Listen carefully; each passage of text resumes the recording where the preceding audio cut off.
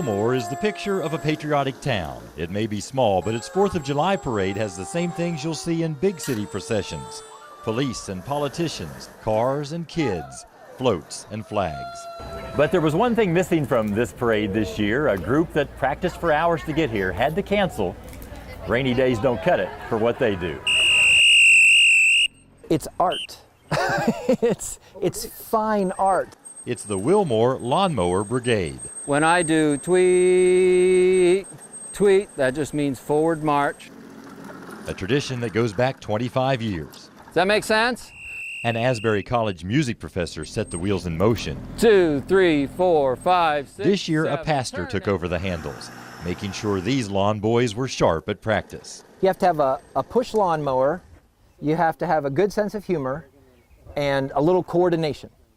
And what you need is a good sense of humor. The other two are iffy. You know, we can provide lawnmowers for if they don't have lawnmowers. Make no mistake, they do have coordination as they move at a pretty good clip. 6. This is their turf. Pretty good, pretty good. The music comes from a single speaker pulled by a John Deere tractor. It's often the only music in the parade.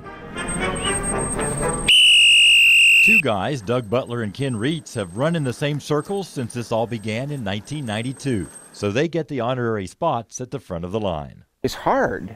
I mean, we end up drenched with sweat by the time it's done. It's just fun to do. Even though the brigade missed this year's parade, it got to perform for an audience. People always watch from their porches when the guys practice in the streets. Not bad. And of course, they're used to being asked if they'll mow a few lawns while they're at it.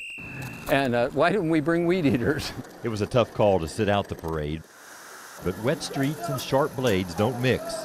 Their absence stood out like a tall blade of grass. When we say we're the highlight of the parade here, seriously, I think that's true. Yeah, it was disappointing to not have them here this year. So we'll look forward to it next year. Yes, there's always next year. You can bet the cut-ups will be out again next summer, sharpening their skills and hoping for a sunny return to tradition. In Wilmore, Marvin Bartlett with the spirit of the bluegrass.